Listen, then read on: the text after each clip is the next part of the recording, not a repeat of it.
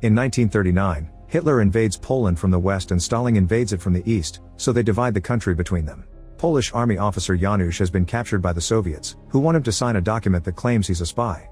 Since this is a lie, Janusz refuses to sign. At that moment the soldiers bring Janusz's wife, who has been tortured to the point she calls Janusz a spy too. He cries as he denies it, but the soldiers have a document she signed detailing all his sabotage activities. In Siberia in 1940, Janusz and various prisoners are taken to a labor camp. They're told that Siberia itself is their prison because the camp is surrounded by harsh nature, so nobody can survive out there if they try to escape. Fugitives also get bounties on their heads, meaning the locals may kill them too. Then all the prisoners' heads are shaved. When it's time for dinner, they're given very small bowls of a watery stew. Many men have night blindness because of a vitamin deficiency. Smith accidentally drops some food and a desperate prisoner tries to grab it, but Smith quickly steps on it to protect it. Janusz takes pity on the guy and shares his own food, so Smith scolds him, saying that kindness can kill him here. After Smith walks off, Khabarov tells Janusz that Smith is an American who was captured just for being a foreigner. Janusz shares that he was given a 20-year sentence on fake espionage charges, and Khabarov explains that he's an actor who was arrested for playing an aristocrat in a movie. In the dorms, Vaka is playing cards for money. Khabarov tells Janusz that these are professional criminals and guards let them run things here, so everyone fears them. Some other prisoners were caught as slave labor. Janusz wonders about the possibility of escaping, but Khabarov says it's impossible and warns him that Stalin has eyes and ears everywhere. At that moment Vaka asks another prisoner for his jacket. When the guy tries to stand up to him, Vaka pulls out a knife and stabs him. Then other men take the guy's sweater and pass it to Vaka, who uses it to pay his debt. As days pass, Janusz gets used to the routine in the camp. The prisoners must spend their time mining or chopping wood in the snow. They're given little food and their sleeping quarters aren't warm at all. They aren't given new clothes either, so a prisoner fixes his broken shoes with candle wax. One night, Janusz finds lice in his clothes. Khabarov says he has an old folk remedy and makes him follow him outside. At that moment they hear an explosion, but it's just the mines. While Khabarov buries some clothing in the snow, Janusz stares at the watchtowers and thinks about escaping. Khabarov reveals his friend Lazar may get them out, so they start discussing ideas. Their safest option is to go south to Mongolia, however they'll need to stockpile food and wait for the autumn weather. Afterward Khabarov starts exchanging cigarettes for food, which he hides under a loose floor plank. Janusz checks on the buried clothes and discovers that all the lice have piled up there. Sometime later the soldiers are trying to take the prisoners to work, but a heavy snowstorm is making it hard to walk and some men collapse. The soldiers make the prisoners lie down for a while, saying they don't care if they die. When Smith complains he gets a gun pointed at his head, but he ignores the guard and walks toward the forest. Then the soldiers decide to also take the group to the forest to take shelter. The prisoners quickly put a bunch of branches together to build a small shelter and invite Smith to join them. The next day, Smith and Janusz are two of the many prisoners chosen to work in the mines. There they have to deal with constant coughing because it's hard to breathe. They also have to move quickly to dodge debris whenever it falls. The lack of air causes Janusz to fall and start hallucinating about his home. He walks toward it to try to reach it and almost crosses the exit in the real world, so a guard gets ready to shoot. Luckily Smith pulls him back just in time. As thanks, Janusz tells him about Khabarov's plan, but Smith says that Khabarov has been preying on newbies for years with the same empty promises. However, if Janusz insists on escaping, Smith agrees to go with him. That night, Janusz drags Khabarov out of bed to show him that the storm is strong enough to cover their footprints, so they should leave now. However, Khabarov insists it can't be done, mentioning excuses like the food not being enough yet. Janusz starts to wonder if his stories are true, but at that moment they're seen by Vaka, so they go back inside. Meanwhile, Andres learns that Kajik has been hiding his night blindness. Kajik swears he sees perfectly fine during the day and he could hold on to Andres' shoulder at night. He asks Andres to keep his secret so he can still be part of the escape plan.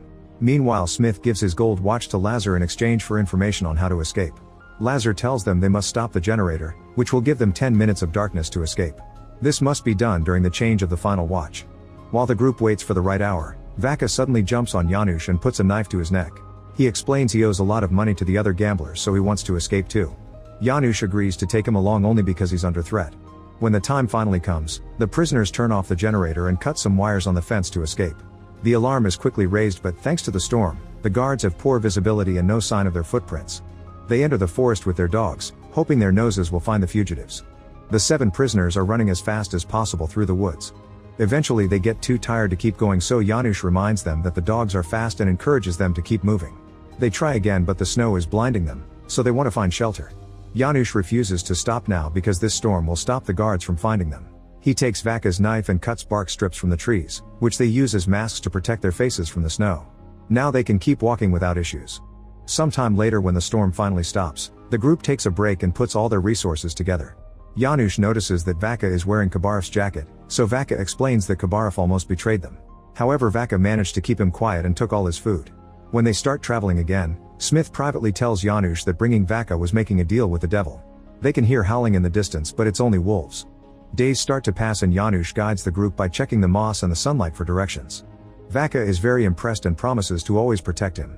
The next time they take a break, Janusz explains that they still have 3 or 4 weeks to arrive at the local lake. There's only 1 week left of food, so they'll have to hunt or fish. Vaka wants to rob farms but the others refuse. Meanwhile, Kajik goes looking for wood but night falls, so his sight fails him and he gets lost. He starts wandering as he looks for the way back to camp, however the cold causes him to hallucinate. He sees his old teacher by his side and a city in the distance, thinking they've finally made it. When the others finally find him, they're devastated to see that Kajik has frozen to death just a few meters away from the camp. The group buries him and says a few words, although Vaka annoys everyone by pointing out that now they have 1 fewer mouth to feed. A few weeks later, the men are so desperate for food that they're grabbing bugs and eggs from nests. They're too exhausted to keep going, so they take shelter in a cave, where Tomasz starts drawing on the walls to stay sane. One night, Vaka asks Janusz who will die first and makes some comments that imply cannibalism. Suddenly they hear a noise and discover some wolves feeding on a dead animal. The men run and yell together, waving their sticks at the wolves until they run away in fear. Then Janusz watches how all his friends start eating directly from the animal's body like savages. Tired of this, Janusz decides to leave alone to find the lake and tells the others that if he doesn't return in a week, they must leave without him. After walking for a long while and hiding from the rain, Janusz starts having hallucinations again. However, a few days later he returns to the camp and tells the group that he's found the lake. After Janusz recovers from this journey, the group leaves together and walks for 3 days until they get to the lake. After freshening up, they start making their way to the border. While crossing the woods, they notice that someone is following them. They surround the person and Vaka almost attacks, but Janusz stops him just in time. The mysterious person is a Polish girl named Irina, who has escaped from a Russian farm and has been following them because she needs food and protection.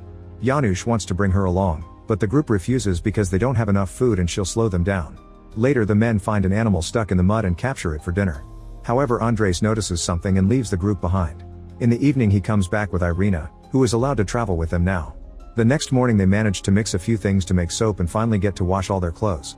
They also get a nice shave, although Vaka refuses their help and does it himself. Sometime later they discover that part of the lake is frozen. The ice appears to be thin and weak, but Irina runs on it anyway and reaches the other side. This inspires the men to follow her.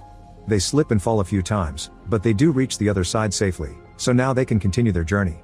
While traveling through the woods, Smith asks Irina about her past and she says her parents were murdered by Russian soldiers. However, Smith notices a few inconsistencies in her story and realizes she's lying. She's actually from Jerem territory. He'll let it pass for now but makes her promise she won't lie again. Sometime later they see a town in the distance and think about sneaking in to get some food. However, they conclude they can't risk being recognized, so they'll have to walk around it through the woods. In the evening, the group realizes Vaka is gone and wonders if he betrayed them. At that moment Vaka comes back and Smith furiously jumps on him to insult him. Vaka empties his bag to reveal a bunch of dead animals and admits he had to kill a dog, but reminds everyone this is their only chance of survival. He also pulls out a bottle of alcohol he stole, saying it's his birthday. During dinner, Vaka sings a traditional folk song and Irina sings along, making him realize she lived on the streets like him.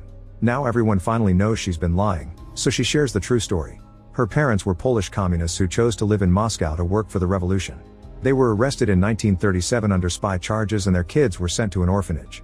When Irina's brother died, she decided to run away. The next day the journey continues and the group is harassed by mosquitoes, causing them to end up with deformed faces because of all the bites. When they see some locals walk by, they notice that the mosquitoes don't follow them.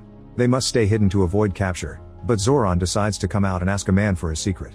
The man gives him a necklace that keeps the mosquitoes away, and now the group can keep traveling in peace. More days pass and Irina chats with everyone to learn their stories. Andres is a priest, Tomasz is a pastry chef who wants to be an artist, Zoran is an accountant who was arrested for taking a picture of the Kremlin, and Smith is an engineer who moved to Russia because of the depression. His son was shot when he was arrested. During their next break, Irina takes care of the wounds on Smith's feet with a piece of fabric she rips off her skirt. Eventually they reach some train tracks and Janusz explains that the border is on the other side around 4 days away. There are lots of farmers and guards in the area, so they'll have to cross after nightfall. While they wait, Vaka keeps staring at his cross.